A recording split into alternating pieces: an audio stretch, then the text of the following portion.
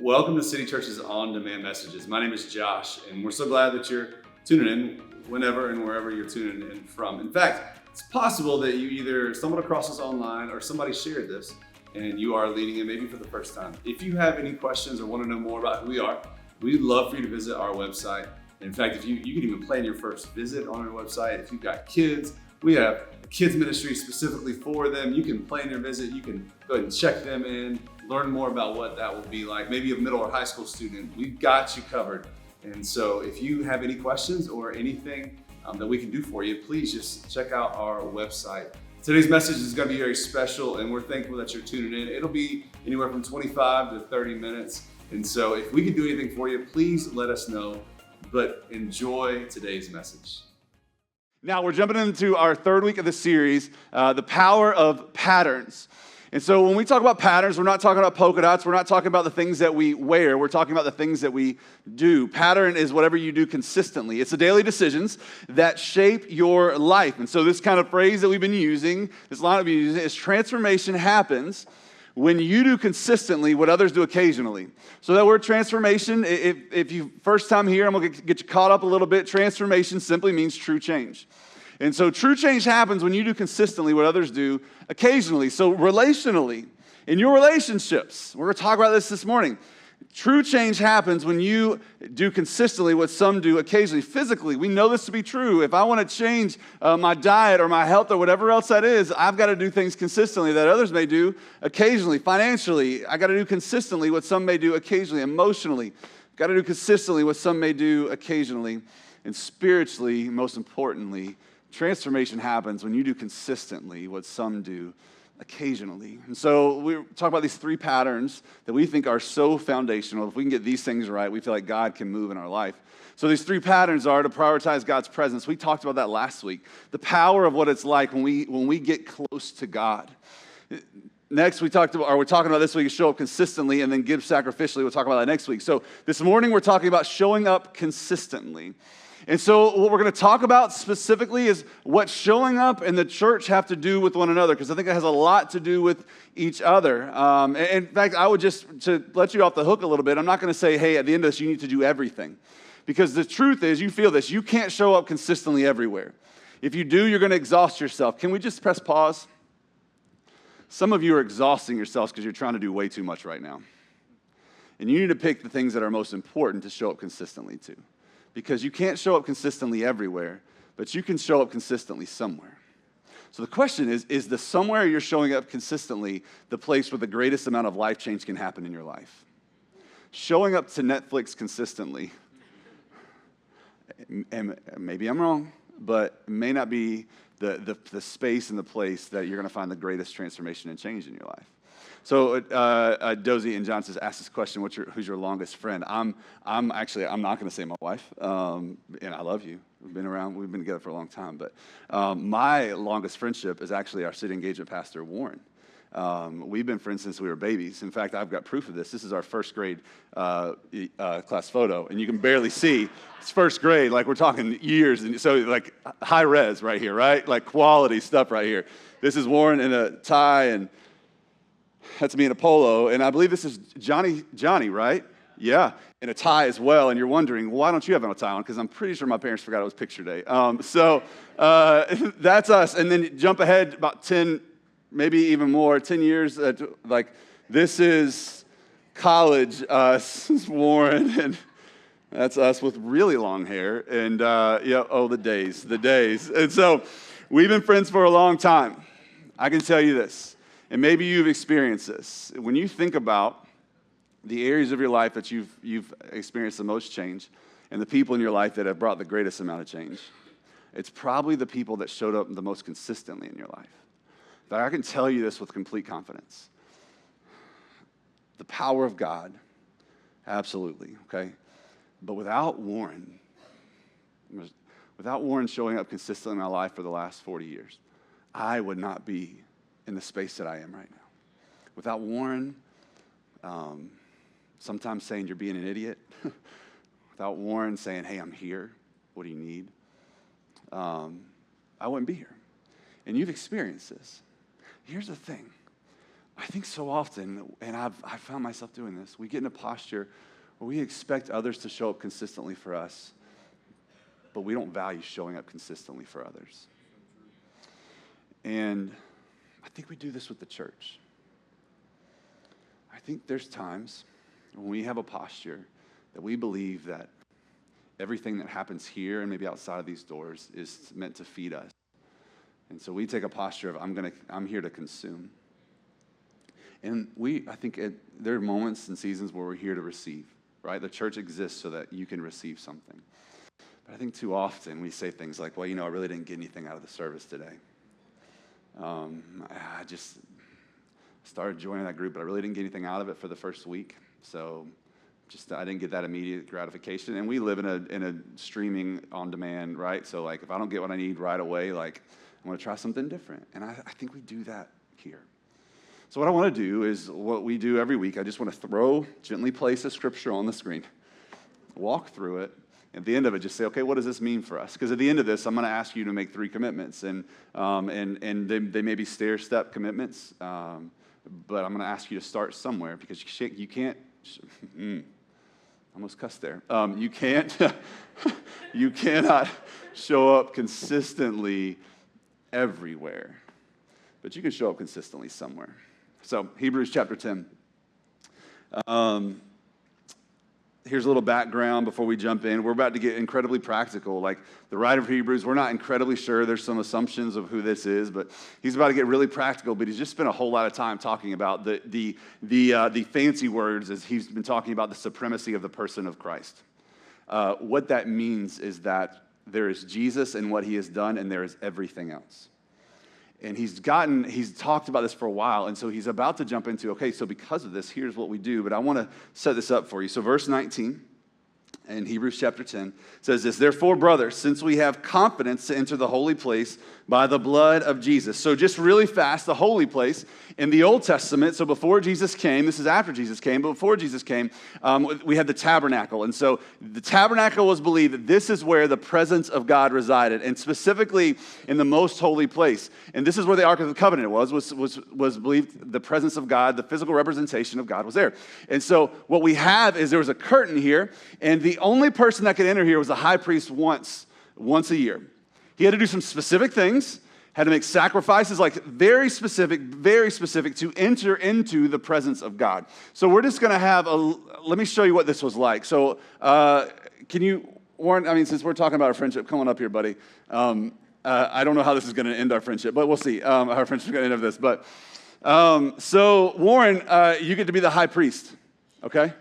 So let's come here. You can come over here. So just stay right here. That's good. So we're just going to say that is the most holy place, okay? There's actually a curtain there, so it works out pretty well. I need 2 other people. I didn't set this part up, so I just need 2 other people. Yeah, come here. Yeah, come on. Yes.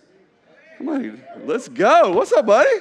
One more. Somebody. Don't matter. Just closer the better.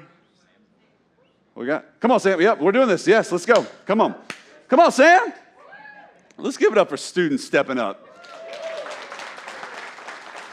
Shame on you, adults. All right, moving on. Okay, so you guys stand over here. You're good. You just kind of hang out for a second, okay? You're just going to, all right, so I'm going to go ahead. You can just head that way and enter into the most holy place. Actually, hold on. Yeah. So here's the deal. What the high priest had to do, I'm trying to whisper so he doesn't hear me. What the high priest had to do was very specific. He had to make a sacrifice. He had to be cleansed, and his cleansing and the way that he did this actually covered the sins of the entire people of Israel. So super important. And here's the thing. Because it was so important to God that a pure sacrifice came before him, if the high priest entered into the temple and it wasn't done, he would die. Because God's presence and his power is so important. And coming before him clean is so incredibly important. So, here's what we're going to do. I'm going to tie this around your leg. Okay? And this is actually it's not a great knot, don't worry. Yeah, And here's what they would do. All right, you guys hold this. So what they would do, so because it was so important, okay, you guys hold it. So we're going to let you head into the most holy place. We're just going to tie this rope around you in case you die. And so that way we can pull you out. This is what they did. This isn't a joke. This is actually what they did. Okay? Right? So scale 1 to 10, yes. The amount of confidence you had walking in 3 minutes ago and now, where are we at? Where were you at like walking in first time? Yeah, knowing that I could die? Well, and before that? Oh, before that? Yeah. Well, felt pretty good. It felt pretty good. When the rope was tied around your ankle, where's your confidence now? Kind of went down. Yeah, okay, right? I mean, would you feel this way? Yeah, okay, let me untie you. Thank you, that's it. So, good job. You guys did great. You did great. You're ready to pull them out. Yep. We'll just leave it right here. So, all right. So can we put that verse back up here? Since we have confidence, when you think about the word confidence, that's probably the last word that the high priest was feeling as a rope was tied around his leg. And they said, if you die, we got you. We'll pull you out. Right? I mean, it's the last thing you do. Does that make sense? So the writer says, let us enter in with confidence. And you're like, how are we going to enter in with confidence with what we know about the most holy place? Verse 20. So how do we know? How can we? By the blood of Jesus and by the new and living way that he opened for us through the curtain, that is, through his flesh. And since we have a great high priest over the house of God. And so what he says is, in the Old Covenant, in the Old Testament, the priests had to do all this. And so now we have a high priest in Jesus who was the perfect sacrifice that went before us into the presence of God and gave of his life in his shed blood, the perfect, pure shed blood, so that when we walk and approach God, we don't approach with trepidation. We approach with confidence because we have our Jesus high priest that has gone before us. This is the whole setup of this, right? It's a completely new way to approach God. In the Old Covenant, there was these things that had to be done to approach God. Now, because Jesus is our high priest, he did all of this. And so, there's two ways you can think about God. There's when you screw up, when you mess up, right? I messed up, my dad is going to kill me. Or there is, I messed up, I need to call my dad. And what happened is this movement happened when Jesus gave his life for us and conquered death, defeated the grave, and he lives today, right? Exactly what Camille has experienced, exactly what this actually symbolizes for us. What happened is we no longer have to approach God in fear, but we can actually approach him in confidence, knowing that if we come before him through Jesus, that we will not only be accepted, but we will be valued and loved. That is what this whole thing exists for. It's so that we understand that. And maybe you're like me, there's times when you see it like that and you're like, oh my goodness, what I have in God and the opportunity invitation I have from God is amazing. But so many times we don't value something until we know how much it's worth. Right? I had these, I like sneakers, I always like sneakers. When I was a middle and high school student, East Bay was my Bible. You guys remember East Bay? Let's go. Okay, so it was a sneaker magazine, yeah. So in college, I got a pair of Jordans, and I was like, it's cool, it's a pair of Jordans. And then, when I was in student ministry, I just gave them to a student. You didn't really need them. I was like, you want these? Go ahead and take these. And about 2 years later, I found out that I could have sold those for $700. I didn't know what I had. I think there's times when we don't know what we have in God. We don't know what we have in Jesus. We don't know what we have in that relationship. And so here's what he's trying to get. You don't understand. You got to understand what you have. And so because you now understand what you have, right? We can enter with confidence into the most holy place to be with God. Here's our responses. So then because of that, verse 22, here's how we access it. Let us draw near with a true heart and full assurance, that confidence of faith, with our hearts sprinkled clean from evil conscience. That's what Jesus does for us. And our bodies washed with pure water. This is the gospel. This is the heart of the gospel. It's a standing invitation from God to be close to him. You see, we are tempted to clean ourselves up before drawing near.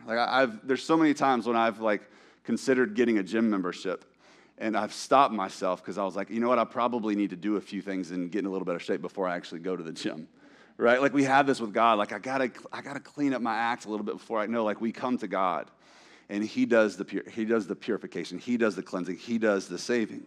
Because this invitation is not based on your performance, but on Jesus' perfection. Like so we draw near with that assurance. And then he says, what, 23, let us hold fast the confession of hope. That word hope simply means, there it is. That word hope simply means the good news. Like what we just talked about. Jesus has made a way for us. Let us hold fast to that hope. And there are times when the only thing you can hold fast to is just that hope.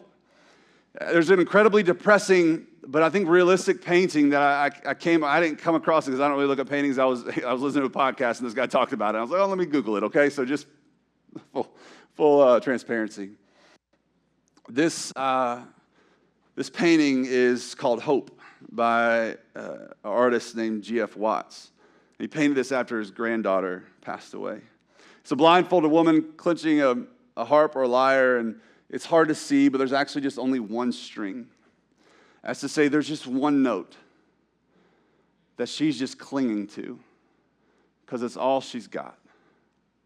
When the writer of Hebrews says, hold fast to the hope we have, this is probably a true picture for some of us in the room today.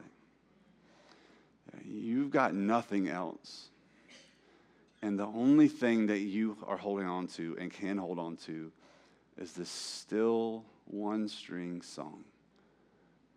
That is that Jesus is King. And he rescued me. He saved me. And if this is you today, I would actually say you're in the best place you could be. And I don't want to tell you that. Let's let the writer of Hebrews tell us. Verse 24. Let us consider. So because we have this, we can approach with confidence, with full assurance, and hold fast to the confession of faith, even when it's all we got. Let us consider how to stir up one another to love and good works, not neglecting to meet together as is the habit of some, but encouraging one another, and all the more as you see the day drawing near.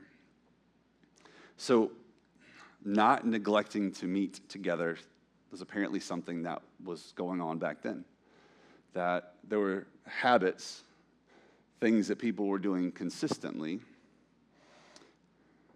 that was, we're not going to meet together. I mean, that word meet together, it literally means to come together physically. Not through the internet, well, it's sometimes all you got. To physically be in the same space with one another. He says, as you see the day drawing near, so when Jesus comes back, as you see that drawing near, don't neglect and don't build up a habit of not valuing the pattern of meeting together. It's funny that as each day gets closer, what he's telling us is that our attendance and our presence and our showing up consistently should be greater, not fall back.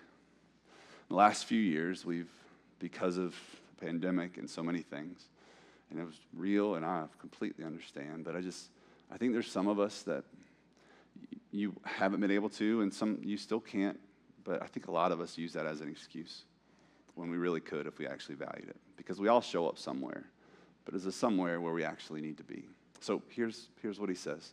It's not just, hey, show up so we can track the numbers, and we can see your face and say you were here. And when you weren't here, we can text you like, where were you? We don't do that. That's not how it's not for that reason. It's just when you look at it, it seems to be that since we have access to this Jesus, how does Jesus come into our life and change us and make us the person we ought to be? Well, it seems like it is actually through community and meeting together. C.S. Lewis says it like this, that Jesus works in all sorts of ways, but above all else, he works on us through each other. I mean, if you look throughout the Bible, if you look throughout what Jesus tells us, like metaphors for the church, this community is like a body comprised of many parts. It's God's household, a temple built on living stones, a family, an army. I mean, this is what God calls us to. So he says, don't neglect meeting together. But here's why we don't neglect that. 3 things. The first thing is consider. So let us consider how to stir, this voice cracked. Let us consider how to stir up one another to love and good works. So the first thing is we come together so that we can actually think of one another and do the work to step into someone's life and ask the question, how could I bring value to their life? How can I contribute? Let's actually take some time to think about how I can serve and how I can stir up. So that stir up is a word that literally means to irritate, which some of us are really good at, including myself. It actually means to sharply disagree or to uproot. So he says, let's consider how to uproot each other. Let's consider how to disagree. But let us consider how to do that in such a way that it moves us to love and good works, not to anger and frustration. So there's a way, and maybe you felt like this before, when someone you love came to you and uprooted you a little bit, it's because you needed it, not because you wanted it. The one thing that keeps us from being the best version of ourselves is usually the thing that everyone wants to tell us, but they're scared to. Because we stop showing up consistently, and we put out barriers in our life to where no one will actually break through that out of fear or whatever else. But the thing that they have to tell us is actually the thing that we need the most to be more like who Jesus wants us to be. There's this face-to-face. Let us consider how to stand face-to-face and encourage, but in such a way that it calls us to be who God's created us to be. And the last thing is to actually encourage. So encouraging one another. That word encourage is from a root word that literally means to come alongside or to call courage out of. So what the writer of Hebrews is saying is that we need to be thinking constantly about how to show up consistently in such a way that it stirs up face-to-face conversation that builds up, and then it puts us in a space to where we can come alongside them. So I didn't ask you this, but can you come up here real fast, bro? This is a dozy. It's got all kinds of guests today. So, here's what the writer is saying. Here's why we have to stop neglecting meeting together. Because what he's saying is, in order for us to be who God's created us to be, we need to have face-to-face interaction to where I'm going to look at a dozy and he's going to look at me and say, I love you. Thanks, man. But I see this in you. What's going on? Like, what's happening? To be able to receive that, right? But here's the thing. So many of us, this is the only place we want to live. I just want to irritate people all the time, face-to-face. But it takes a person that understands who Jesus is to speak something hard and say, you know what? So I've stirred that up.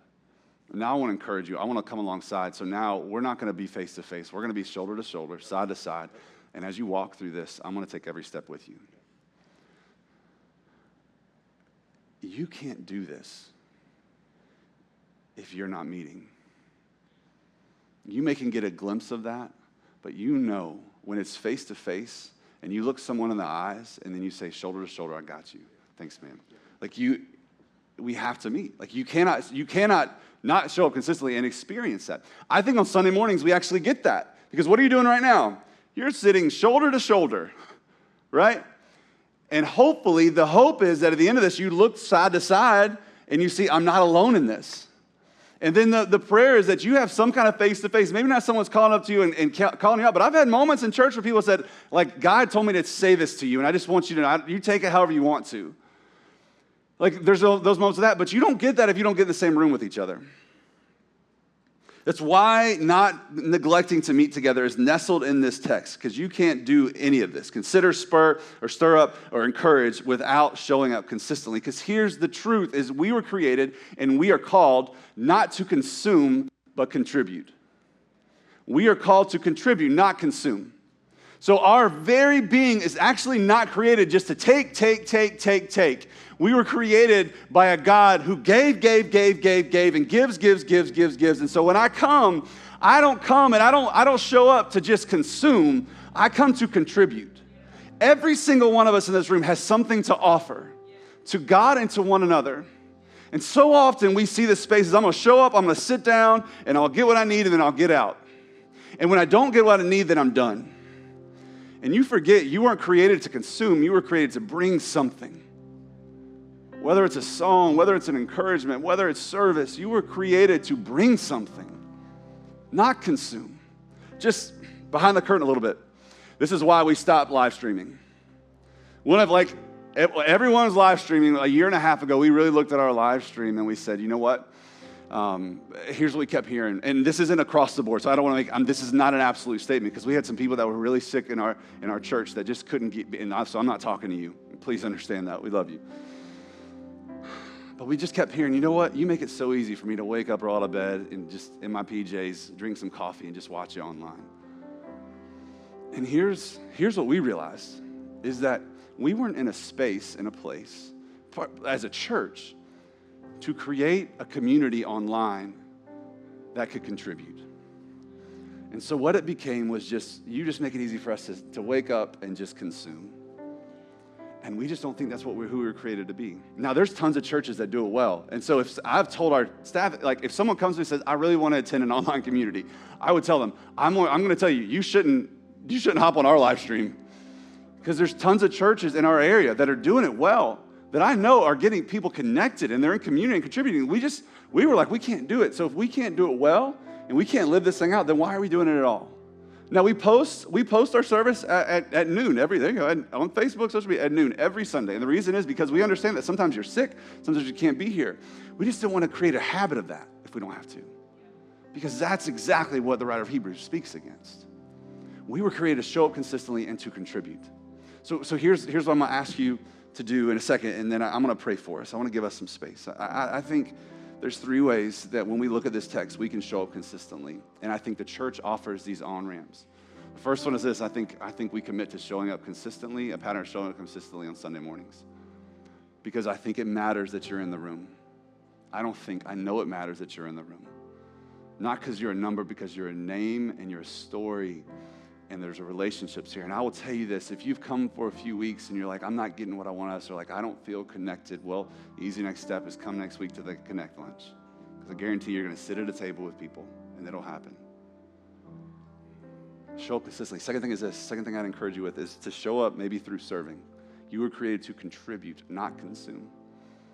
And there are teams, there are people that have ways for you to use your God-given gifts and abilities to stir one another up and encourage one another. So show up consistently to serve. And the last one is this, and we're going to talk about this for the next few minutes. Show up consistently in groups, in city groups. And I'm going to leave that for my wife and I to talk about in a few moments. But show up consistently beyond a Sunday morning and show up in a group of people that's smaller that you can do life with, that you can live this thing out.